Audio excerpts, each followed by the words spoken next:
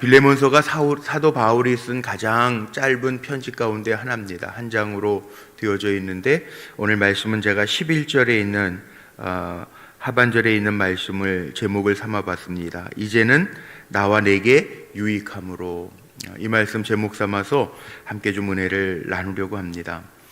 자, 이 빌레몬서는 가장 짧은 서신이기도 하지만 여기에는 교리적인 부분이 하나도 담겨져 있지 않습니다. 바울이 교리적인 이야기를 하려고 하는 게 아니라 빌레몬에게 개인적인 마음을 전하고 있습니다. 관계에 대한 거죠. 빌레몬이라고 하는 사람이 어떤 사람인지 오늘 이 짧은 편지 속에서 볼 수 있는 것들이 있는데, 여기 1절 말씀에 보니까 우리의 사랑을 받는 자요 동역자인 빌레몬, 이렇게 나옵니다. 빌레몬이라는 사람은 바울의 동역자고 또 바울이 사랑하는 아끼는 형제와 같은 사람이라는 거죠. 이 빌레몬, 믿을 만한 사람이고 이렇게 사랑으로 채워져 있는 사람임을 알 수 있습니다. 그래서 이 사도 바울이 빌레몬에게 편지를 보내면서 무슨 편지를 보내느냐, 오네시모, 여기에는 아주 자세하게는 나와 있지 않냐는데 너를 떠난 종이라는 표현이 나옵니다. 이 16절 말씀 보면 이후로는 종과 같이 대하지 아니하고 종 이상으로 곧 사랑받는 형제로 둘 자라, 이렇게 표현되어져 있어요. 그러니까 빌레몬에게 이렇게 개인적인 편지를 쓴 걸 보면 빌레몬은 바울과 이전서부터 알았던 바울이 사랑하고 아끼던 형제와 같은 사람이고, 이 오네시모라고 하는 사람은 빌레몬에게서부터 도망쳤던 달아났던 노예였는데 그를 다시 빌레몬에게 돌려보내면서 예수가 우리를 사랑하신 것처럼 그를 종으로 생각하지 말고 잘 사랑해 주라고 부탁하는 편지임을 알 수가 있습니다. 바울이 이 일을 중재하면서 10절로부터 19절에 보면 구체적으로 내용을 쓰고 있죠. 교리적으로 사용하는 내용은 하나도 없습니다. 우리가 인간관계를 하면서 정말 필요한 게 뭐냐 하면 관계의 기본이라고 이야기하는데 사랑의 관계, 용서의 관계라는 사람. 관계 잘하는 사람들 보면 사랑으로 훌훌 털어버려요. 아이, 그 정도야 뭐 그럴 수도 있지. 나도 주님 앞에 서면 부족한 게 많은 사람이야. 뭐 난 얼마나 잘났나. 이렇게 툭툭 털어버리잖아요. 근데 관계를 잘 못하는 사람들을 보면 우리가 뒤끝이 길다라는 표현을 많이 씁니다. 꽁꽁 마음에 쌓아두어요. 네. 은혜는 마음에 새기고 원수는 물에 새기라고, 흘려보내라고 하는 말도 있는데 그렇게 하라는 거죠. 상관과 노예의 관계 속에서 이게 가능할까? 지금은 노예 시대가 사실 아니니까 이렇게 표현할 것도 없고 큰일 나겠죠. 뭐 누구에게 속한 자, 이런 말 자체가 어렵잖아요. 상관하고 무슨 부하 직원하고 그런 관계가 아니잖아요. 요즘에는 뭐 그럴 수도 없거니와 그래서도 안 되거니와 그럼 또 난리가 나죠. 뭐 인권에 대한 문제, 또 업무의 범위에서 벗어나는 거 부탁할 수도 없지만, 이 당시 노예라고 하는 거는요, 로마 제국 시대에 이 당시에 제가 주석을 보니까 50%가 노예, 엄청 많은 거예요. 사람들 가운데 50%가 노예인데 노예가 점점 늘어날 수밖에 없었던 게 그 당시는 전쟁들을, 봉건 제국이니까 전쟁을 하면서 전쟁의 포로들은 다 노예가 된다는 거예요. 또 부채, 뭐 오늘날처럼 그렇게 신용카드, 뭐 그래 부채, 뭐 또 하다가 신용불량자로 신청해가지고 뭐 구제해주고 이런 때가 아니니까 부채 때문에 노예로 들어간다는 거예요. 거기에다가 더 기가 막힌 것은 부모로부터 노예는 계대가 되니까 노예의 자식은 그건 주인에게 속한 재산이나 마찬가지라는 거예요. 그래서 노예는요, 이 당시에, 이 바울이 이 편지를 쓸 당시에 로마 제국에는 전체 인구의 50%가 노예, 반은 노예라는 거예요. 기가 막히지 않습니까? 그런데 그런 시대 속에서 사유재산처럼 여겨지던, 정말 노예는요, 주인의 마음대로 할 수 있어요. 죽일 수도 있어요. 오늘날 시대로 보지 말고 이 성경 당시에 쓸 때 시대. 그래서 우리가 전도 폭발할 때 그런 얘기 많이 하잖아요. 테텔레스타이. 이게 값을 지불하다. 주님이 우리를 사셨다라고 하는, 핏값으로 우리를 사셨다라고 하는 의미가 값을 지불해서 내 것으로 만들었다. 노예가 아니라 주님이 우리를 사셨다. 값을 다 이미 지불했으니까 너는 자유하다. 이런 의미라는, 이미 아시죠? 우리 새벽기도 나오시는 분들은. 그런 의미로 값을 지불했다. 테텔레스타이라고 하는 단어를 헬라어로 썼다는 거죠. 여기에 나오는 이것이 그런 의미로 우리가 보면서 짧은 말씀이지만 이 관계에 대한 이야기로 오늘 말씀을 보면요, 바울이 목회하면서 연륜이 참 깊은 사람인 것 같아요. 아무 생각 없이 편지 쓰는 것도 아니고요, 바울이 편지를 쓰면서도 이 모양 저 모양으로 또 편지를 받는 사람의 입장을 생각하면서 쓰는, 목회서신하고 또 다른 의미가 있어요. 목회서신을 쓸 때에는 바울이 뭐라고 썼어요? 주 예수 그리스도의 부름을 받은 나. 목회자들도 다 부름을 받았으니까, 소명을 가진. 그런데 개인적인 서신 빌레몬이라고 하는 동역자, 사랑하는 동역자, 또 빌레몬은 지금 오네시모로 자기를 도망쳤던 죄인을 받아줘야 될 입장이니까, 여기 보세요. 바울이 자기를 어떻게 소개하냐. 1절에 보면 그리스도 예수를 위하여 갇힌 자 된 바울과, 이게 무슨 의미일까요? 바울이 지금 빌레몬에게 편지를 보내면서 그리스도 예수를 위하여 갇힌 자 된 바울과, 나 바울 갇힌 자 됐다, 예수 때문에. 이게 무슨 의미예요? 예수 때문에 지금 희생하고 있다는 거잖아요. 예수 때문에 내가 지금 옥중에 갇혀 있다고 하는 거 아니에요. 이게 빌레몬서가 에베소서, 빌립보서, 빌레몬서, 골로새서, 이거 다 뭐 옥중서신이에요. 갇힌 자 됐다고요. 나도 이 주의 일 하다가 갇혔어. 빌레몬에게 편지를 이렇게 쓴 이유는 갇힌 자 된 나 바울이다. 나 예수 때문에 희생하잖아. 너도 세상 사람들이 생각하는 그런 상식적인 선에서 생각하지 말고 예수 때문에 손해를 좀 봐봐. 오네시모가 너를 도망쳐가지고 해를 줬는지 모르지만 해를 좀 준 것 같아요. 왜냐하면 여기 11절에 보니까 그가 전에는 내게 무익하였으나 이제는 나와 내게 유익함으로. 이 얘기는 지금 옥중에서, 바울이 옥중에서 지금 빌레몬서가 쓰여진 것이 다 3차 전도 여행 마치고 로마로 이송되어서 첫 번째 옥에 갇혀 있을 때 쓴 편지라는 거예요. 이미 빌레몬서에 대한 개요에 다 나오잖아요. 앞에 성경책에 여러분 가진 거에 보면 나옵니다. 옥중에 갇혀서 만난 사람이 누구냐면 그 옥중에서, 옥 감옥 안에서 오네시모를 만난 거예요. 그래서 복음을 전하고 그 변한 오네시모를 빌레몬에게 보내주면서 이 빌레몬 어떤 관계를 이제 내가 가져야 되는지 빌레몬에게 중지하면서 오네시모를 보내는 이야기가 오늘 이 빌레몬에게 보내는 편지예요. 그래서 예수를 위하여 나 갇혔다. 내가 예수 때문에 지금 희생하잖아. 너도 주인이지만 많은 거 가졌지만 오네시모가 종이었다가 도망가서 내 마음을 상하게 했지만 그를 사랑과 용서로 받아줘라. 관계의 기본, 사랑과 용서로 받아주라는 거예요. 우리도 죄인이었는데 주님이 용서하고 받아줬는데, 우리도 정말 주님 앞에 쓸모없는 자였는데 주님이 우리를 부르셔서 일꾼 되어서 우리는 주님 때문에 수고하고 주님 때문에 고난받고 주님 때문에 갇힌 자 되어 살아가는데, 빌레몬아 너도 좀 그랬으면 좋겠다. 양해를 구하면서 지금 편지를 보내는 거예요. 여기 4절 말씀 보십시오. 여기에 4절에 보면 빌레몬이 어떤 사람인지를 알 수 있는 구절이 나옵니다. 바울이 빌레몬을 생각하면서 내가 항상 내 하나님께 감사하고 기도할 때 너를 말함은, 기도할 때 바울의 기도 가운데 빌레몬이라는 사람이 마음에 있다는 거죠. 기도 가운데. 그런데 빌레몬이 어떤 사람이냐? 주 예수와 및 모든 성도에 대한 내 사랑과 믿음이 있음을 들음이니. 빌레몬이라는 사람은 사랑이 있고 믿음이 있는 사람이었다는 거예요. 바울이 듣기도 볼 때도 사랑과 믿음이 있는 사람. 우리 성도들이 가져야 될 게 뭐냐면요, 저나 여러분에게 뭐가 있어야 되냐면 주님의 사랑 있어야 돼요. 예수 믿는다라고 하는 거 주님이 그렇게 말씀하셨어요. 사랑하면 너희가 내 제자인 것을 알 것이다.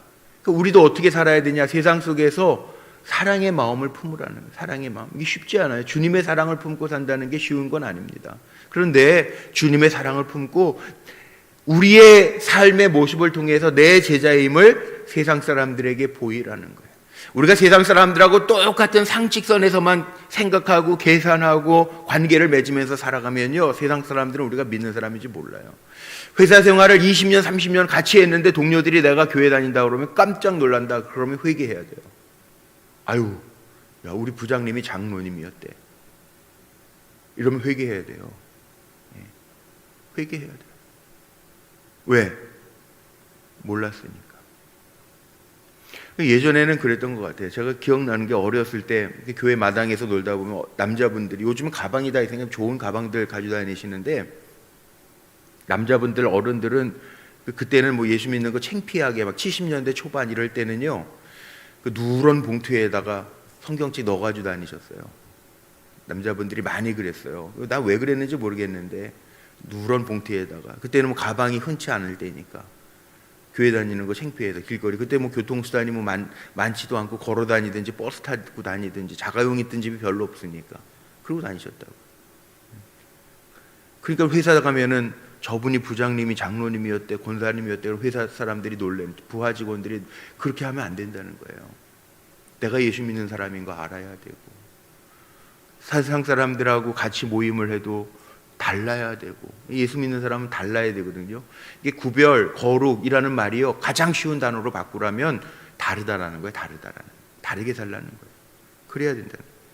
빌레몬이 어떤 사람이냐? 주 예수와 모든 성도에 대한 내 사랑과 믿음이 있음을 들었다. 믿음이 있음을 보여야죠. 사랑이 있음을 보여야죠. 그 예수님 믿는 게 창피한 게 아니에요. 하나님 앞에는 칭찬받는. 요즘에는 한번 솔직하게 생각해 보십시오. 박해가 있습니까? 예수 믿는 것 때문에 불편한 거지 박해가 없어요.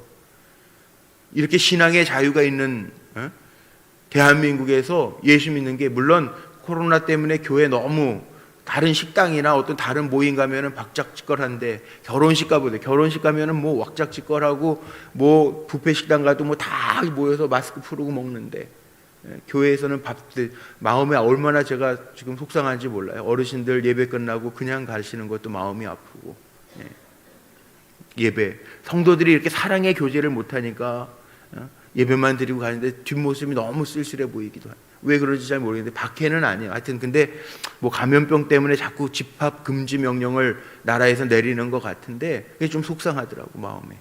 그런데 우리는 어떻게 보여야 되냐면, 그리스도인들은 다른 게 아니라 사랑과 믿음, 사랑과 믿음, 이거 보이라는 거예요. 밥 먹을 때에도 기도하고 먹고, 감사, 하나님 감사합니다. 이 어려운 때 잘 먹게 하시고, 먹고 힘 얻어서 일하게 하심도 감사합니다. 그리고 먹는 거잖아요.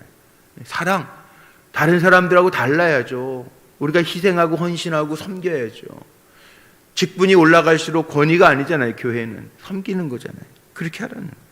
그래서 여기 6절 보세요. 6절에 보면, 이로써, 그런 기본적인 관계의 사랑과 믿음을 가지고 이로써 내 믿음의 교제가 우리 가운데 있는 선을 알게 하고 그리스도께 이르도록 역사하느니라. 우리가 이렇게 살지 않으면 그리스도께 이르를 수가 없다는 거예요. 그리스도의 장성한 분량. 성경 공부하는 목적이 뭐예요 도대체? 성경 공부하는 목적, 성경 많이 알아서 뭐 할래요? 성경 공부, 요즘에 양육, 뭐 요즘에 제가 읽는 책 가운데요, 단순함이라는 얘기,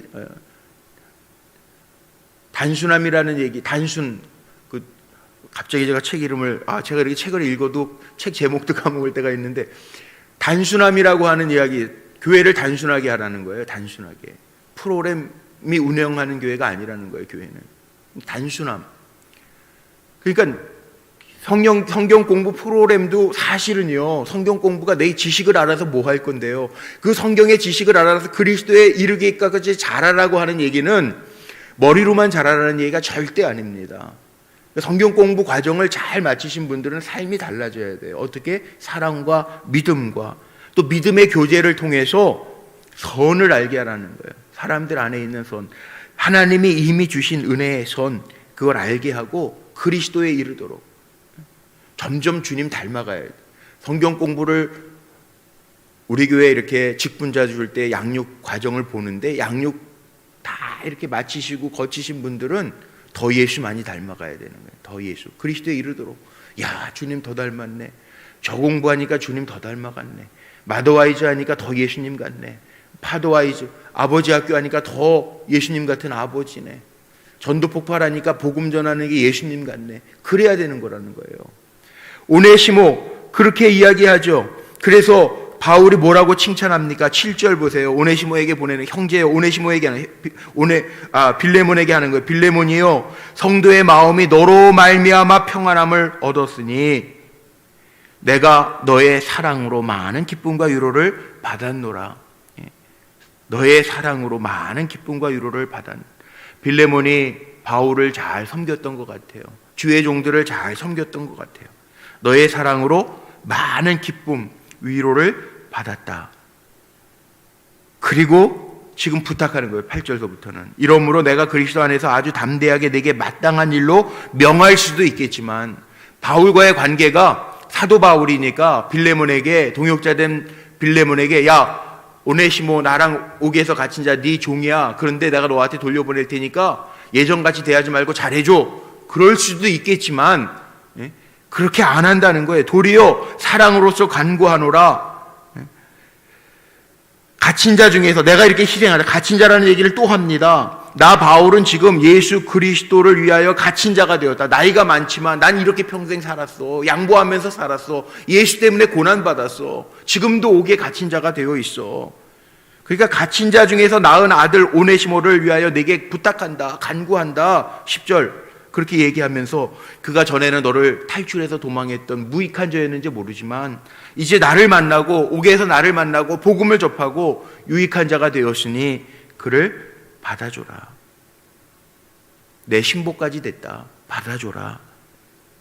이렇게 얘기하는 거예요.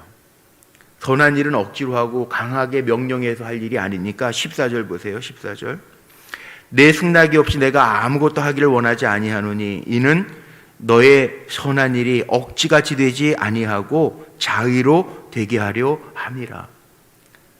자, 목회 철학 중에 그런 분들이 있어요. 성도들은 이렇게 강제적으로 좀 강하게 하지 않으면 안 돼. 그러는 분들이 있어요. 목회 하시는 분들 중에. 아주 강하게 하시는 분들이 있어요. 근데 그 강하게 하는 게 강한 목사님이 바뀌어가지고 다시 흐트러진다고 한다면 그건 믿음이 아닙니다. 자의로 한 게 아닙니다. 억지로 한 거죠. 근데 억지로도 사람을 시킬 수 있어요. 억지도 나쁜 거는 아니에요. 왜? 구레네 시몬 같은 사람도 있으니까. 억지로 십자가를 졌다가 구원받은 가정도 있으니까. 그러나 여기에 바울이 이야기하는 것처럼 선한 일, 주님이 기뻐하시는 일은요, 누가 시켜서 하는 거면 그건 점수가, 만약에 점수로 매긴다면 그건 100점짜리가 아니라는 거예요. 누가 시켜서 억지로 하는 거는. 여기 뭐라고 그래요? 너의 선한 일이 억지같이 되지 아니하고 자의로 되게 하려 함이라. 기쁨으로 하라는 거예요. 관계를 맺을 때 해도, 용서해 줄 때 해도 억지로 용서할 수도 있겠죠. 에휴, 내가 그냥 권사니까 참는다. 억지로 하지 말고 주님 닮은 마음으로 해주라는 거죠. 이게 쉽지 않습니다. 우리가 살아가면서 관계가 제일 어려워요. 누가 뭐라 그러면 그 기분 나쁘고, 별 이상한 사람들 다 만나면 속상하기도 하고, 뭐 그런 사람들 있잖아요. 요즘 같은 경우에는 더 애들 말로 흔히 또라이들이 얼마나 많은 세상인지 몰라요. 그런데 그런 사람들도 간혹 교회에 있어요. 교회는 다 정상적인 사람이 모이느냐? 그런 것 같아요. 예수님 반토막? 천사들만 모였나요? 안 그래요. 근데 그럴 수밖에 없어요. 우리가 다 죄인인데, 주님의 은혜로 말미암아 하나님의 자녀가 됐는데, 그러니까 물론 교회가 제가 보니까 다른 모임보다는 훨씬 더 귀한 분들이고 훨씬 더 나은 사람들이지만, 그래도 우리 안에도요 부족한 사람들도 있고 아직도 깨져야 될 쓴뿌리를 가진 사람들도 있어요. 그러나 그러면서 우리가 예수를, 말씀을 듣고 배우고 그러면서 조금씩 자라나는, 예수에 이르도록 자라나는 거죠. 예수께 이르도록 역사하느니라. 우리의 마음을 그렇게, 주님의 마음을 가지고 조금씩 나아가는. 내 승낙이 없이는 내가 아무것도 하지 않는다. 왜? 억지로 선한 일 하는 것보다는 자의로 하는 것이 낫기 때문에 내가 그렇게 한다. 그러면서 부탁해요. 16절, 이후로는 종과 같이 대하지 아니하고 종 이상으로서 곧 사랑받는 형제로 둘 자라.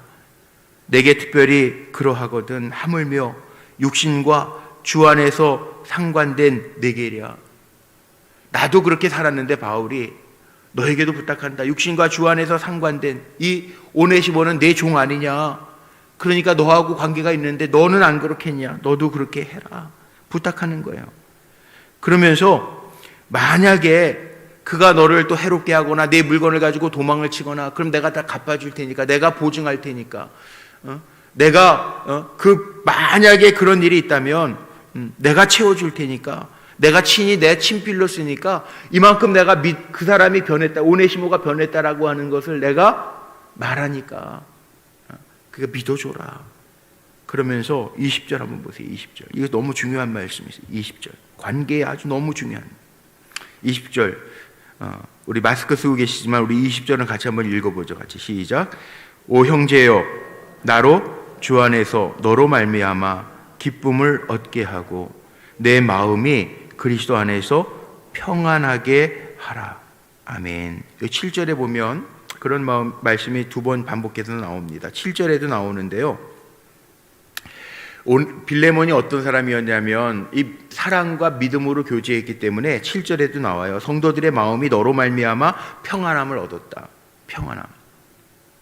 그리고 20절 지금 함께 읽은 말씀도 빌레몬아, 오 형제여, 빌레몬아, 나로 주 안에서 너로 말미암아 기쁨을 얻게 하고 내 마음이 그리스도 안에서 평안하게 하라. 이게 지금 관계에 대한 얘기라고 제가 말했습니다. 교리가 없어요. 이 편지에는 사도 바울이 말하고자 하는 교리는 하나도 없어요. 관계에 대한 거. 관계 어떻게 해야 하냐? 사랑과 믿음으로 하라는 거예요. 그래서 이 관계를 어떻게 맺어야 되냐면, 관계가요, 불편하면 안 되잖아요. 왜 관계가 흐트러지면 안 되냐면, 관계가 흐트러지면 불편하게 돼 있어요. 예수 잘 믿는 사람들은, 세상 사람들은 내 저거 안 보면 돼, 저 사람 저거 저 인간 안 보면 돼, 그럴 수 있어요. 세상 사람들 그러잖아. 에이, 내가 저 인간 안 봐, 나 이제 접었어, 그럴 수 있잖아요. 근데 예수 믿는 사람은 그렇게 하면 안 된다는 거예요. 우리 예수 믿는 사람은 어떻게 해요? 관계의 기본, 여기에 보니까 그리스도 안에서 평안하게 하라. 우리 읽었잖아요. 20절. 그리스도 안에서 평안하게 하라. 우리는 관계가 흐트러지면 불편한 사람들이니까 그리스도 안에서 평안한 관계들을 맺으면서 살라는 거예요. 그러기 위해서 해야 될 게 뭐냐? 용서하라는 거죠. 사랑과 용서. 이거보다 더 좋은 게 없어요. 상처? 왜 생긴 겁니까? 사랑이 부족해서 생긴, 사랑 결핍증이 상처예요. 사랑 결핍증, 상처예요. 용서. 요즘에 용서학교 있다고 그랬죠? 목회자 용서학교도 있고요, 평신도 용서학교도 있어요. 지금 손은산 교수님이라고 우리 교회도 한번 오셔서 수요 예배 때 한번 설교하신 상담학 교수님인데, 용서학교라고 있습니다. 목회자들도 용서학교를 하고요, 평신도들도 용서학교 7주간 코스 있어요. 그래서 우리 교회에서도 한번 하시려고 그랬는데 코로나 때문에 금년에는 다 그런 계획들을 접었는데, 상담학 교수님들이 우리 교회에 오셔가지고 강의 재작년서부터 좀 하셨잖아요. 김기철 교수님도 와서 하고. 인간의 관계의 기본이 그러네요. 사랑과 용서에 사랑과 용서. 관계의 기본, 사랑과 용서. 이게 안 되면요, 안 됩니다. 가정 안에서도 보세요. 자녀 사랑해줘야죠. 잘못 안 합니까? 100% 완전해서 내 자식이니까 눈에 넣어도 안 아픕니까? 안 합니다. 부모니까 용서하기 때문에 그래요. 이게 안 되면, 관계 속에서 이게 안 되면요, 내 마음이 불편합니다. 내 마음이 불편하지 않으면 그 예수 믿는 사람 아니에요. 관계가 흐트러졌는데도 아무렇지도 않다. 그거는 냉혈인간이든지 아니면 예수 잘못 믿은 거든지 둘 중에 하나예요. 관계가 조금이라도 흐트러지면, 목회하면서도 그래요. 제가 보니까 목회하면서도 그런 일이 없어야 되겠지만 그럴 때들이 있잖아요. 치받는 교인들도 있잖아요. 우리 교회는 그런 분이 하나도 없어서 얼마나 다행인지 모르는데, 제가 자란 모교회 종교교회 나원영 목사님, 나원영 감독님, 나원영 목사님 천국 가셨지만 되게 유순한 분이에요. 충청도 분, 예산 분이거든요. 아유, 그려 어떻게? 제가 그래서 그 나 목사님 기억나면은 제가 꼭 그 얘기해요. 그려 목회라고. 근데 교인들은 그럼 울어요. 그려 힘들지. 그려 내가 알아. 그렇게 하시더라고. 신방감 그럼 우시더라고 막.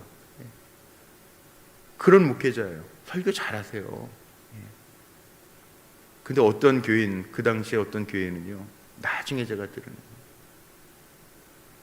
인사하고 나올 때 오늘 설교를 그렇게 하셨습니까 목사님? 그러고 나가는 교인이 기가 막히죠. 나 목사님이 병이 없으셨는데 설교단에서 2번 쓰러지셨어요. 말을 못 하시는 거예요. 떡떡거리시다가 쓰러지세요.